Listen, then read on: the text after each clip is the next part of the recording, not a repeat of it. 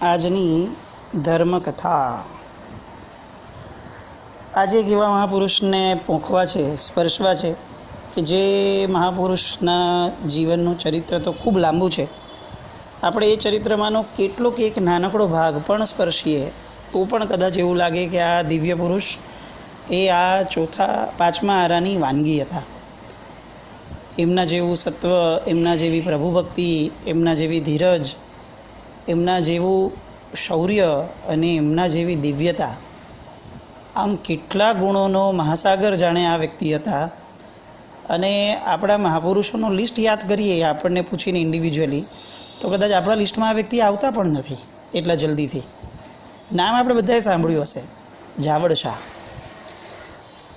શત્રુંજયના ઉદ્ધારક જે છે એમાંથી એક ઉદ્ધારક એવા આ જાવળ શાહ. જાવળ શાહના ઉદ્ધારને બહુ જ વિશિષ્ટ ગણ્યો છે શત્રુંજય માટે. સતયુગના જે ઉદ્ધારો થયા એ બધા ઉદ્ધારોમાં તો એક પ્રકારનો ભક્તિભાવ હતો અને પોતાની ભક્તિથી શત્રુંજયને એક ફરીથી પુનરુદ્ધાર કરવાની ભાવ હતી. જાવળ શાહના ઉદ્ધારમાં કંઈક અલગ હતું. શું હતું એ જોઈએ. જાવળ શાહના પિતાએ ભાવળ શાહ. આ ભાવળ શાહે વિક્રમ રાજાને ઘણા બધા ઘોડા ભેટ કર્યા હતા. એટલે એવી ઓલાદો મહુવાના હતા શેઠ, અને એવી ઓલાદો ઘોડાની ભેટ કરી હતી કે જેના કારણે વિક્રમ રાજા ખૂબ એમના પર રાજી થયેલા. એનાથી રાજી થઈ અને વિક્રમ રાજાએ મહુવા જેવા બીજા 12 ગામ આ જાવળ શાહને ભેટ આપ્યા હતા. એટલે ભાવળ શાહને ભેટ આપ્યા હતા અને જાવળ શાહ એના વારસામાં હતા. એટલે હવે શત્રુંજયની તળેટીમાં આવેલા આ મહુવા ગામ, તળેટીથી નજીક આવેલું, જીવિત સ્વામી ભગવાન જ્યાં બિરાજમાન છે એ ગામના વતની એવા જાવળ શાહના મોટા થાય છે અને લગ્ન થાય છે. શૂર નામના એક વણિકની પુત્રી સુશીલા સાથે એમના લગ્ન થયા. હવે એ જે સુશીલા છે એ ઘેટી ગામના હતા, જે પાલીતાણાની સાવ જ તળેટીએ આવ્યું છે તે ગામ. જાવળ શાહ એકવાર સાસરે આવ્યા ત્યારે શત્રુંજયની યાત્રા કરી. અને શત્રુંજયની યાત્રા કરતાં એમણે જોયું કે પરમાત્મા ઋષભનું જે જિનાલય છે એ સાવ જર્જરિત થઈ ગયું છે. બીજા પણ જિનાલયોની દુર્દશા જોઈ અને બહુ જ એમને દુઃખ થયું. એ વખતે યુગપ્રધાન આચાર્ય શ્રી વજ્રસ્વામી ભગવાન હતા. આ વજ્રસ્વામી મહારાજને એમણે પૂછ્યું કે સાહેબ આવું કેમ થયું, શત્રુંજય જેવા તીર્થની હાલત આવી કેમ? ત્યારે વજ્રસ્વામીજી મહારાજ એ રીતે એમને કહે છે કે જે તીર્થનો અધિષ્ઠાયક જ મિથ્યા દ્રષ્ટિ બની જાય, હવે એ તીર્થને કોણ સાચવી શકે? અને જાવળ શાહને સાંભળીને પોતાના કાન ઉપર વિશ્વાસ નહોતો થતો કે 14 રાજલોકનું શ્રેષ્ઠતમ સ્થાન એવું આ શત્રુંજય તીર્થ, અને એની રક્ષા માટે જે અધિષ્ઠાયક દેવ એ જે નિમણૂક થઈ હોય એનો અધિષ્ઠાયક દેવ પોતે જ મિથ્યાત્વી બની જાય અને પોતે જ તીર્થના રક્ષક બનવાની જગ્યાએ તીર્થનો ભક્ષક બની જાય. આવું કેવી રીતે શક્ય બને? પણ આવી પણ એક સ્થિતિ પરમાત્માના શાસને જોઈ છે. અત્યારે ઘણી બધી વાર આપણને આપણા લોકોના મોઢામાંથી આવડતું નીકળતું હોય છે કે ભગવાનનું શાસન ચારણીએ ચડાય છે, ભગવાનના શાસનમાં શું થઈ રહ્યું છે ખબર નથી પડતી. પણ આ એક વિચાર કરીએ તો અત્યારની પરિસ્થિતિ તો કદાચ બેટર એ લાગે કે કોઈકને કોઈક દેવદેવીઓ સહાય કરે છે. આ પરિસ્થિતિ કેટલી ભયંકર હશે કે જેમાં શત્રુંજયનો અધિષ્ઠાયક દેવ પોતે જ મિથ્યાત્વી બની જાય અને પોતે જ શત્રુંજયનો રક્ષકની જગ્યાએ દુશ્મન બની જાય. અને જાવળ શાહ તો આ બધી વસ્તુઓથી ક્યાંય માની જાય એવા છે નહીં, સ્વીકાર્ય એવા હતા નહીં. પણ હવે એ સાહેબને પૂછે છે કે સાહેબ શું કરવું જોઈએ, આપ કહો. ત્યારે વજ્રસ્વામી મહારાજ એમને કહે છે કે એક જ્ઞાની ગુરુ અને એક સુધીર એવો શ્રાવક, આ જો 2 જણા ભેગા થાય તો પરમાત્માના શાસનમાં આવું લખ્યું છે કે 2 જણા ચમત્કાર સર્જી શકે છે. પણ તારું સમર્પણ મારા પ્રત્યેનું અને મારું પ્રભુ પ્રત્યેનું અખંડ હોય અને પ્રામાણિકતાથી નિષ્કપટ અને નિરભિમાની બની અને જો આપણે પ્રભુના શાસનની સેવા કરવાનો યજ્ઞ માંડીએ તો કદાચ દૈવત્વ પણ હલી જાય. એવી જબરદસ્ત તાકાત પ્રભુએ એક આચાર્ય અને એક શ્રાવકના મિલનમાં કીધી છે. કલિકાલ સર્વજ્ઞ વિતરક સૂત્રમાં પણ આવું લખે છે કે કુમારપાળ અને હેમચંદ્રાચાર્ય આ બંને ભેગા થઈ અને આટલું મોટું કામ કરી શક્યા, કારણ કે એક જ્ઞાની ગુરુ અને એક સમર્પિત શ્રાવક આ બેવ મળીને ચમત્કારો સર્જી જ શકે. અહીંયા બંને ભેગા થયા, રોજ આવી ચર્ચા વિચારણા થાય, બંને પોતાની વ્યથાઓ રજૂ કરે અને હવે એક દિવસ બંનેમાં એક શુભ સંકલ્પ નીકળ્યો કે આપણે બંને હવે ભેગા થઈ અને શત્રુંજયનો ઉદ્ધાર કરીએ. ગુરુ ભગવંતે મુહૂર્ત આપ્યું અને એમના ઉપદેશથી આ જાવળશાએ પોતાની સંપત્તિને દાવ પર લગાડી અને આ કાર્યનો શુભારંભ કર્યો. પહાડ ઉપર જ ત્યાં જ નૂતન પ્રતિમાઓનું નિર્માણ કાર્ય શરૂ થયું. વર્ષોની મહેનતે પ્રતિમાઓ તૈયાર થઈ. જીને મંદિરના પણ જે ઉદ્ધાર કરવાના હતા એ પણ ઉપર ત્યાં ને ત્યાં જ કારીગરો, ઘણા બધા કારીગરો લગાડ્યા પછીથી એ કાર્ય પણ હવે બસ થવાની તૈયારીમાં હતું. વર્ષોની મહેનત હવે રંગ લાવવાની હતી અને બીજે દિવસે પ્રતિમાઓને જિનાલયમાં પ્રતિષ્ઠિત કરવાની વિધિ થવાની હતી. બસ એ દિવસની સવાર ઉગી અને જાવળશા તળેટીથી પહાડ ઉપર ચડવા જેવો પગ મૂકે છે અને દાદાના દરબાર આગળ જે પ્રતિમાઓ રચાયેલી હતી એ બધી પ્રતિમાઓ જાવળશા જ્યાં પહેલો પગ મૂકે છે ત્યાં જ આવી અને ટુકડા ટુકડા થઈને એના પગમાં પડી ગઈ. બધા જ ભગવાન ખંડિત. જાવળશાને કારમો આઘાત લાગે છે. આટલા વર્ષોની મહેનત અને આટલી હદ સુધી ક્રૂર થઈ ગયો, મિથ્યા દ્રષ્ટિ દેવ થઈ ગયો કે ભગવાનની પ્રતિમાને ખંડિત કરવામાં પણ એને જરાય સંકોચ નથી થતો. જાવળશા સમજી જાય છે, આચાર્ય ભગવાન પણ સમજી જાય છે, પણ બંને આ તોફાન સમજી અને એનાથી હિંમત નથી હારતા. કશો વાંધો નહીં, એકવાર નિષ્ફળ ગયા છે તો શું છે, ચાલો બીજી વાર પ્રતિમા નિર્માણ કરવાનું ચાલુ કરીએ.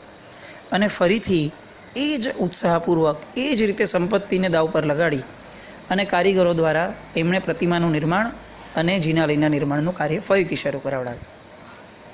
ફરીથી બધું જ રંગે ચંગે પૂરું થવાનું હતું. જે મુહૂર્ત આવ્યું હતું એ દિવસે ફરીથી એમણે ઉપર ચડવા માટે પગ મૂક્યો અને એમના પગ ઉપર પ્રતિમાઓ આવીને તૂટી ગઈ. બીજી વાર, ત્રીજી વાર, ચોથી વાર લાગ લગાટ દર વખતે આવું થવા લાગ્યું. આપણે હોઈએ તો શું થાય?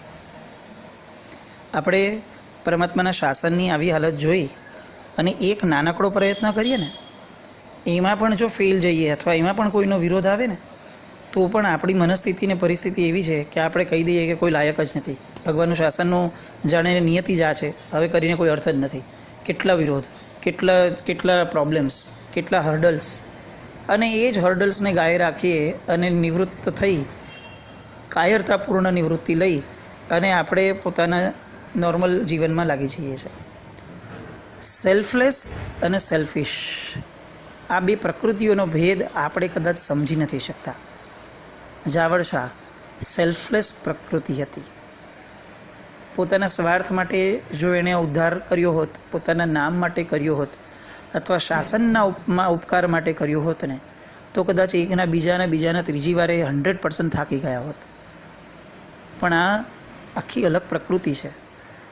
પરમાત્માના શ્રેષ્ઠતમ તીર્થનો ઉદ્ધારક એ કોઈ સામાન્ય વ્યક્તિ થોડી હોય, ફક્ત પુણ્યશાળી હોય. આવો વ્યક્તિ 100% અતિશય ગુણિયલ હોય, પૂર્વનું એવું ભાથું લઈને જન્મ્યો હોય કે જેની કલ્પના કરવામાં આપણા મનના બધા જ સીમાડાઓ પૂરા થઈ જાય.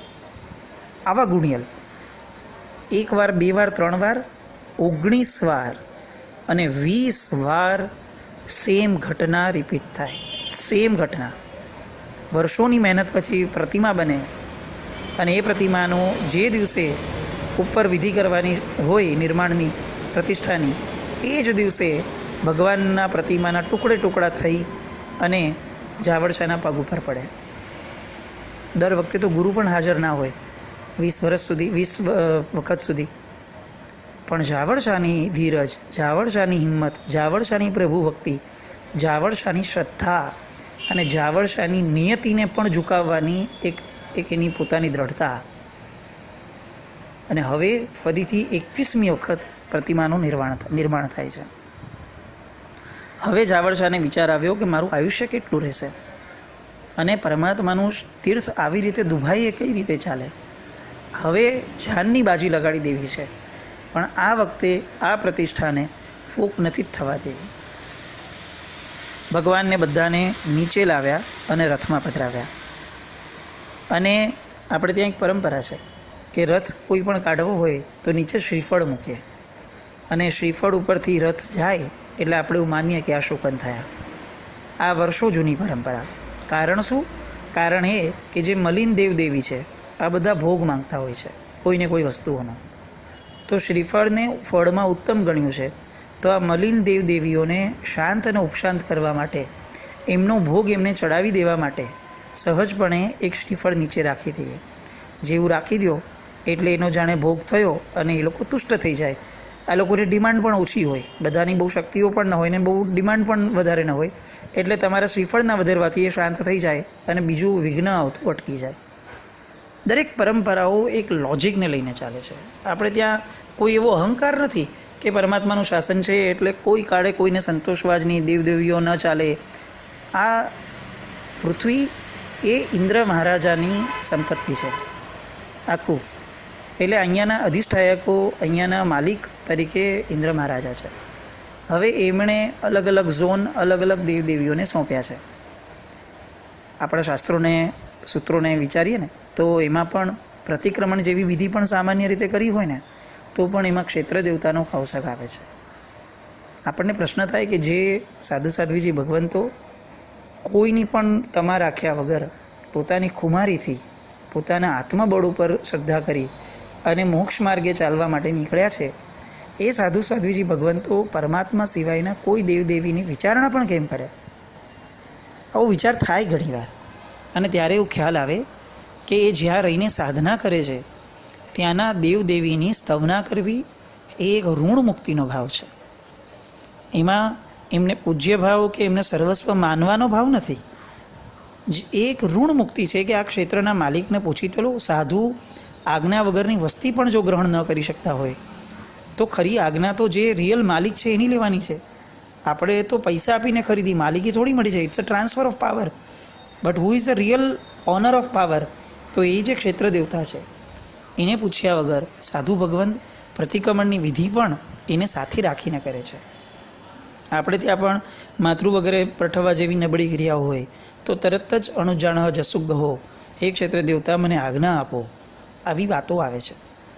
પરમાત્માના શાસનના ઊંડાણમાં જો નહીં જઈએ તો આવી કેટલીક વિધિઓ એ એક બે પેઢી પછીથી લુપ્ત થઈ જશે, ઓર્થોડોક્સ અથવા રૂઢિચુસ્ત ગણાઈને.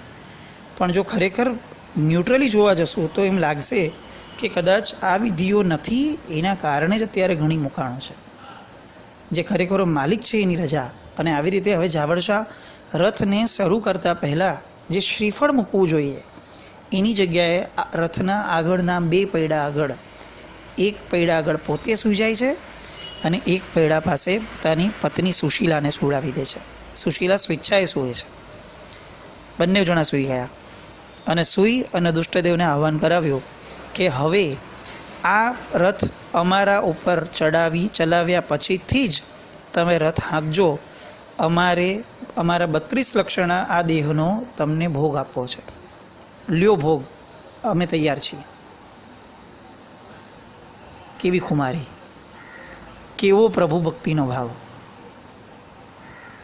સંપત્તિ 20 વાર વપરાણી, કોઈ એનો અફસોસ નહીં, કોઈ ગમ નહીં. પુરુષાર્થ, મહેનત આટલી બધી વાર થયો, કોઈ એની ફિકર નહીં, કોઈ હારવાનું થાકવાની વાત નહીં. અને હવે જીવ સટોસટ ખેલ. મિથ્યાત્વી દેવ છે, ખબર છે કે એ તો એક સેકન્ડમાં પૈડું ફરાવીને નીકળી જશે, પણ છતાં પણ પ્રાણના ભોગે પોતાના નિર્ધારિત થયેલા કાર્યને પાર પાડવાની એક પ્રામાણિકતાપૂર્વકની એક પુરુષાર્થની ધારા. અને જાવળશાની આ ધારાથી હવે પેલો મિથ્યા દ્રષ્ટિ દેવ પણ પીગળ્યો અને એને ઉપરથી ફૂલ વરસાવ્યા અને રથ આગળ વધ્યો. બંને પતિ પત્ની ત્યાંથી ઊભા થયા. પૂજ્ય વજ્રસ્વામીજી મહારાજ એમની સાથે ઉપર ચડ્યા. આખો શ્રીસંઘ ઉપર ચડે છે. વજ્રસ્વામીજી મહારાજના હસ્તે રંગે ચંગે પ્રતિષ્ઠા પૂર્ણ થઈ અને જાવળશા અને એમના પત્ની પ્રભુજીની પ્રતિષ્ઠા કરી અને ધજા ફરકાવવા માટે શિખર ઉપર ચડ્યા. આખો સંઘ ભાવાવેશમાં છે. બધાના હૃદયમાં આનંદનો પૂર ઉછળે છે. અને એ જ સમયે શિખર ઉપર ધજા ચડાવતા એ જ અવસ્થામાં, એ જ પોઝમાં આ બંને દંપતીનું હૃદય બંધ થઈ ગયું અને બંને ત્યાં જ ઊભા મૃત્યુને પામ્યા. કેવી શક્તિ, કેવી અવસ્થા. કદાચ આપણને એમ લાગે કે આ પૈડા નીચે સૂવાનું મન ન થયું હોત તો આયુષ્ય તો આમે પૂર્ણ થવાનું હતું, થોડી ક્ષણોમાં કદાચ થઈ ગયું હોત. પણ મૃત્યુ પૂર્વે જીવને આવું શુભ કાર્ય સૂઝે છે, એ દેખાડે છે કે મૃત્યુ પછીની ગતિ શુભ થવાની છે. બંને મરી અને દેવ થયા. બંનેવે શત્રુંજય ઉપર દેવ થયા બાદ પુષ્પવૃષ્ટિ કરી. આખો સંઘ આ ચમત્કારને જુએ છે. કારણ શું હૃદય બંધ થઈ જવાનું? તો કે એટલો બધો હર્ષનો આવેશ, એટલો બધો ઉલ્લાસ, એટલો બધો આનંદ કે હવે આ દેહ, એના પૂતગલો આવા અને આટલા આનંદને સહન કરવા સક્ષમ જ નહોતા, અને એટલે હૃદય બંધ થઈ ગયું. કેવો આનંદ! કાર્યસિદ્ધિનો આનંદ કેવો!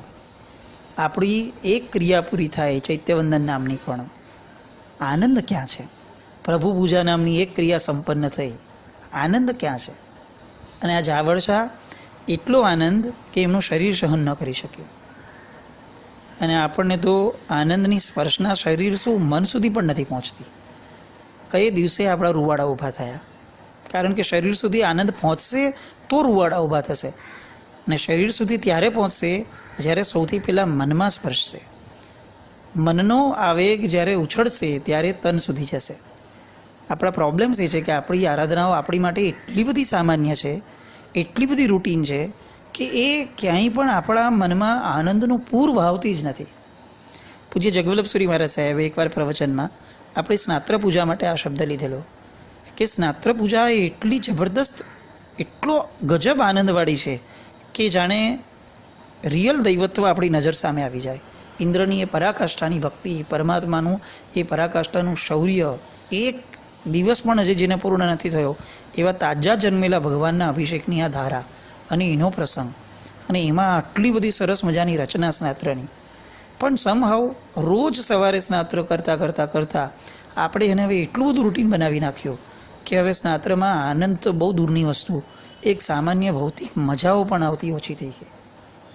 કોઈ પણ ક્રિયાને રૂટીન બનાવતા પહેલાં આપણે જાતને ઢંઢોળવી જોઈએ કે આ રૂટીન બનાવેલી ક્રિયા એ ક્રિયા છે જે એક જ વાર કરીએ ને તો પણ મોક્ષ આપવા સક્ષમ છે.